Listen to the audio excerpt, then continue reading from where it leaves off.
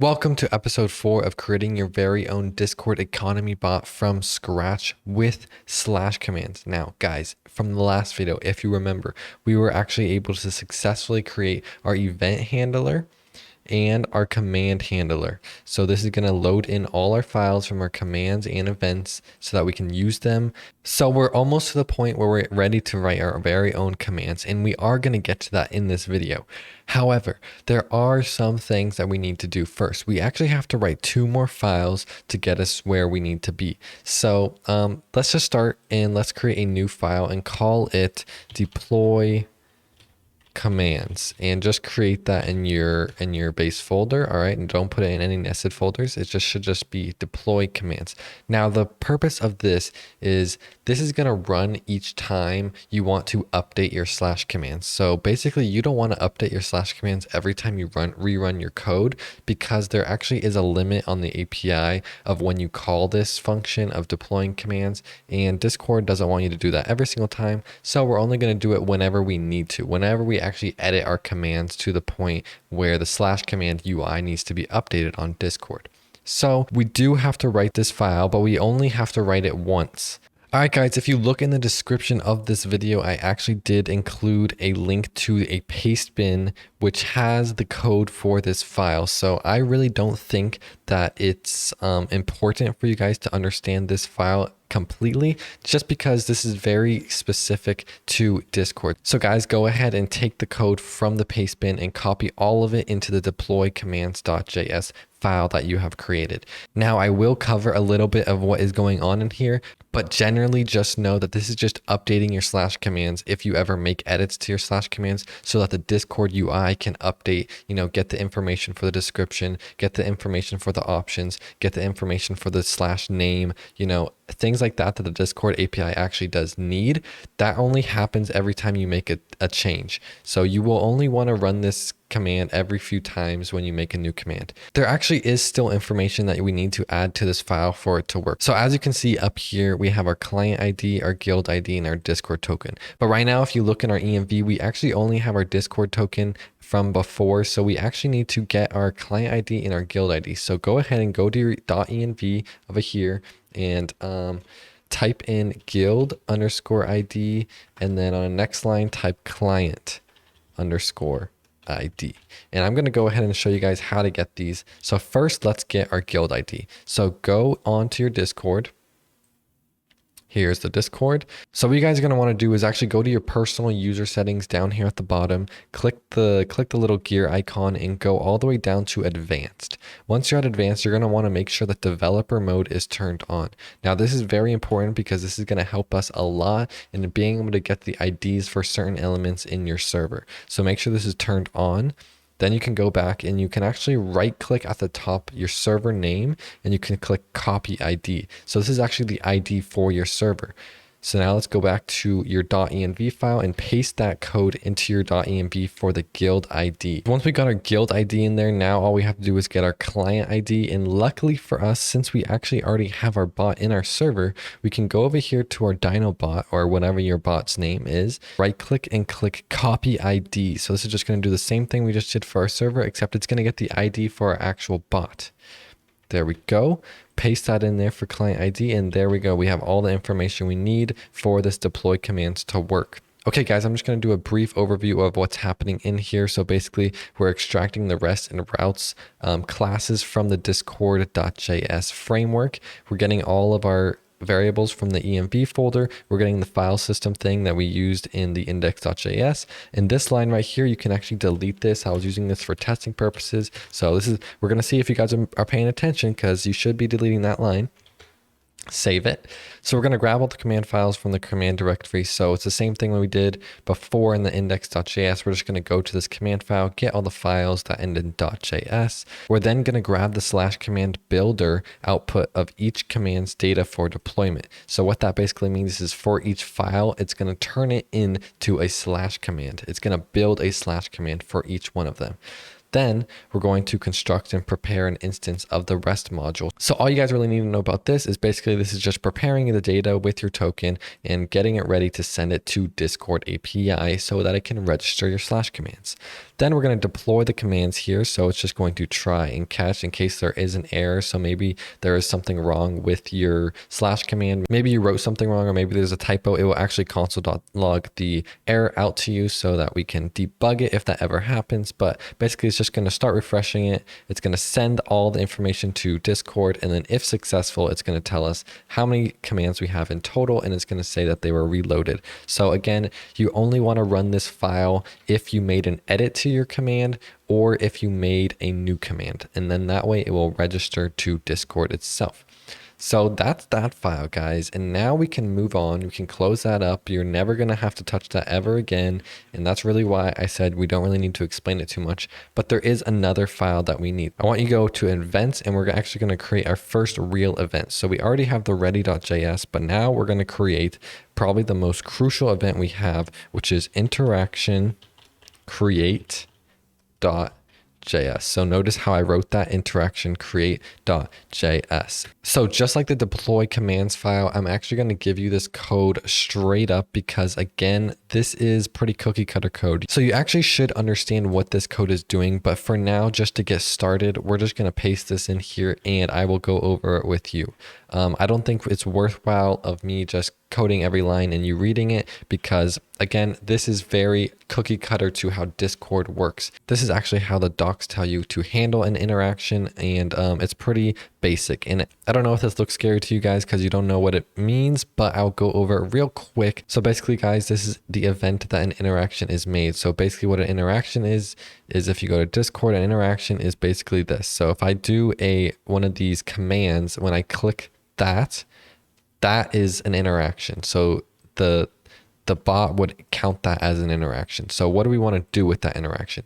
And per interaction, we can actually get a lot of data, like who sent the interaction, when was the interaction sent, what kind of interaction was it, what was the command that was sent. So you can do a lot with the interaction. It tells you about information about the server. It tells you information about the message. It tells you information about literally everything to do with that interaction. So what we're going to do here in this first line is it's just saying if the interaction is chat input command. So if it's not a chat input command, then we're just going to return it because this file is literally only to handle slash commands, right? So that's basically saying if it's not a command, then we don't want to talk about it. Next, we're going to say const command equals interaction.client.commands.get interaction command name. So this is going to go from the commands that we made in the index. As you can see, we have down here, we have client.commands new collection, and we have all our commands built into that. So we're actually just going to go into our commands that we created, and we're going to find that command name that the user just used.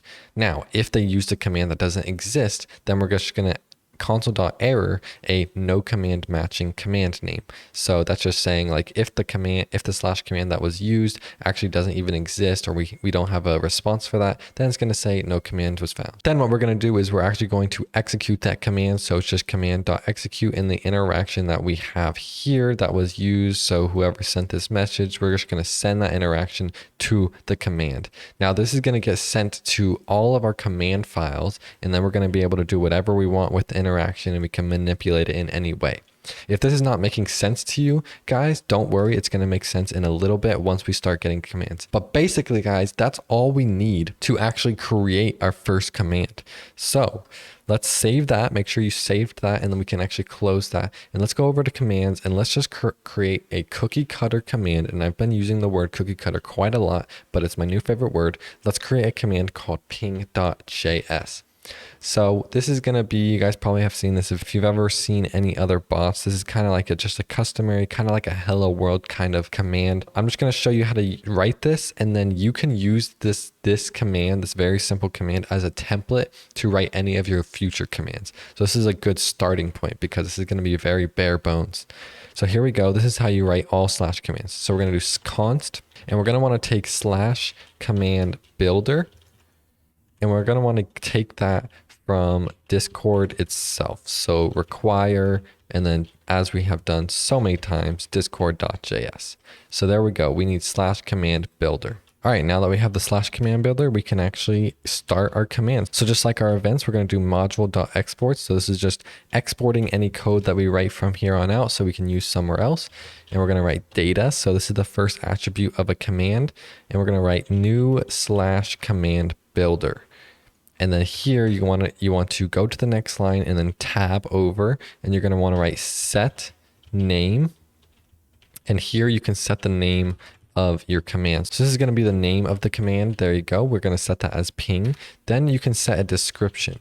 So the cool thing about slash commands is that you can actually have a lot of information built into Discord for your commands. So for this one, we're just going to say it replies with Pong, because that's really all this command is meant to do. Once we get to other commands, you'll see that we actually are going to add a bunch of different things. You can see Discord has a lot of different things you can add, such as a user option, which is basically allowing you to pick a user from the server. You can add a string option. Let's say you want to give them the option to type a message in the command. You can give them a number option. Let's say you're telling your user, pick a number between 1 and 10. You can pick an integer, a Boolean, true or false. You can do a whole bunch of different things with the commands. But for now, we're only going to go with name and description. Then what you're going to want to do is we're going to want to execute. So we have the data here. And if you guys go back to our index.js, you'll see that we said if data in command and execute in command does not exist, then we get this warning, right? So this is the only two attributes that you want to make sure that you have: data and then execute. So for execute, we're actually going to add this keyword called async, and then we're going to write async execute and then parentheses, and we're going to add the interaction here. So if you don't know what the async keyword does, basically it gives us access to this other word called await, and that what this will do is basically allow us to wait for this line to finish before moving on to any other lines of code. And this is actually pretty important. Let's say you're waiting for a reply from a user. You can't just keep going on with the code until you actually have that reply. So we do have to wait here. And this is very, very important. And in fact, a lot of errors that you might run into might be because you're missing this await word. So what we're going to do is type await interaction dot reply. And then we're just going to type Pong. There we go. So what this does is basically it's saying from the interaction that we just got, this interaction comes from interaction create event. So we get the interaction here. So this has all the information about the slash command that the person just used. And we execute it, send it to the command. Then we get it picked up from the command itself, and then we actually reply to that interaction. So in this interaction, it actually has a lot of features. And for testing purposes, I do want to show you guys this. Actually, just do console.log interaction. And I actually want to show you what interaction looks like, but we can also just show you that the command works with await interaction.reply. And you'll see that this actually will reply to the interaction that was used. It will reply with the word Pong. All right, guys, now that we have our first command written, what I need you to do is actually go to the terminal, and we're going to deploy our first command. So what you want to do is type node deploy-commands.js. Write that, and hopefully if everything's written correctly, if this ping command is written correctly, then you should see started refreshing one application, successfully reloaded one application. So if it says success, then that means it worked. Now all we got to do is type node period. Let's start our bot up.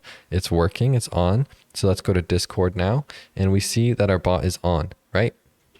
So let's try our first command. So type slash, and as you can see, we now have our Dinobot here in the commands. So you can actually click on Dinobot, and this will actually display all of the commands that you have for your bot. And you can see here that it says the command name and our description that we entered. If you guys remember over here, we added a description. So here we can actually see our description, use the command, click enter, and there we go. It replies with the slash command Pong.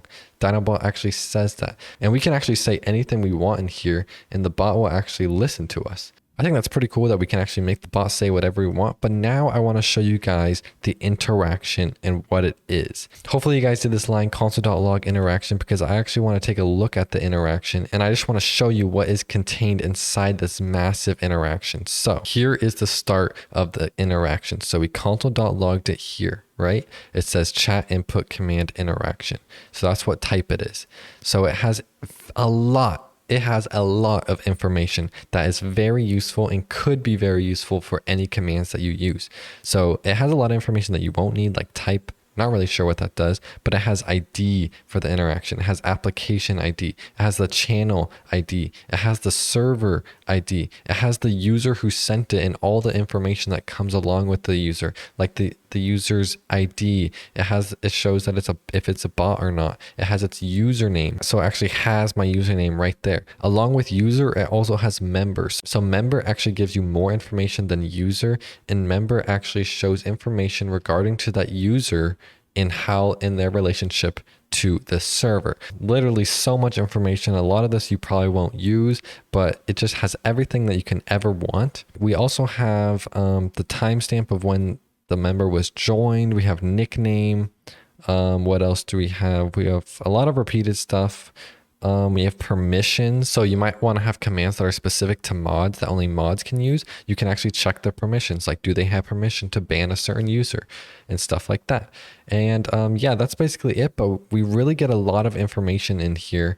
And there's also a lot of functions that you don't see in here. That's just the data, but there is a lot of functions that you can use on the interaction, such as this reply. So what this reply does is just replies to that interaction. That probably makes a lot of sense, but we will be doing different ways of replying once we get to other more complicated commands. But yeah, I think let's just delete this line, that console.logs interaction. I think this is a good place to stop for this video. We got a lot of setup done. I think we're ready to get to the economy aspect of this bot. So in the next video, we're going to get a database set up so that we can actually store each user's money, have ways so that they can earn money and all that good stuff. So follow me into the next video if you want to get the economy aspect of this bot set up. See you there.